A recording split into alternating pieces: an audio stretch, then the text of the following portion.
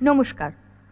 ভারতীয় চলচ্চিত্রের ইতিহাস পড়লে আপনাদের অনেক নক্ষত্রের নাম মনে পড়বে, যেমন হিন্দি ছবির ক্ষেত্রে দিলীপ কুমার, রাজেন্দ্র কুমার, রাজ কাপুর, তারপরে রাজেশ খান্না, অমিতাভ বচ্চন, এখন শাহরুখ খান, সলমান খান, আর বর্তমানে ঋত্বিক রোশন তো আছেনই।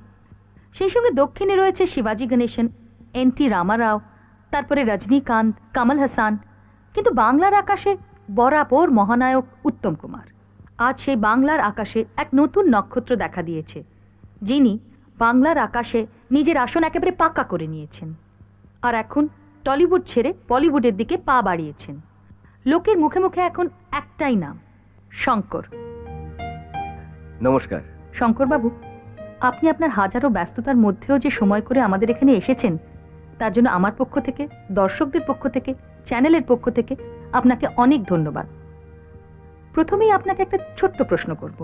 আপনি খুব অল্প সময়ই সফল হয়েছেন। এই সাফল্য পাবার পর আপনার কেমন মনে হচ্ছে? সত্যি কথা বলতে গিয়ে পুরো ব্যাপারটাই আমার কাছে স্বপ্নের মতন মনে হয়। শঙ্করবাবু, আমরা জানি যে কোনো মানুষেরই সাফল্যের পেছনে কারো না কারো হাত থাকে। আপনার সাফল্যের পেছনে কার হাত আছে?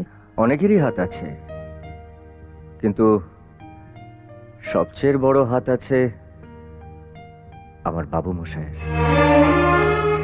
বাবু মশাই? শঙ্করবাবু, আমাদের দর্শক জানতে চায় বাবু মশাই কে? বাবু মশাইয়ের কথা আমি নিজেই বলতে চাই। তিনি এমন একজন মানুষ যার নাম আমি ভগবানের আগে নিই। ভগবান তো অনেক কিছু দিয়ে আবার ফেরত নেন, কিন্তু বাবু মশাই কিছু নেননি। তার দয়াতেই আজ আমি হয়েছি।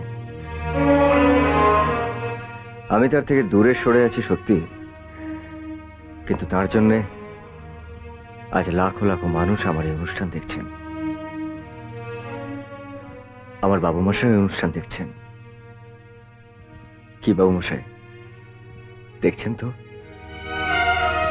আমি জানি যে আপনি খুব খুশি হয়েছেন। ভাবছেন যে আপনার শঙ্কর আপনার থেকে কেন দূরে সরে আছে। ব্যাস আর কয়েকটা দিন ভাগ্য আপনাকে আমার কাছ থেকে দূরে সরিয়ে রাখতে পারবে।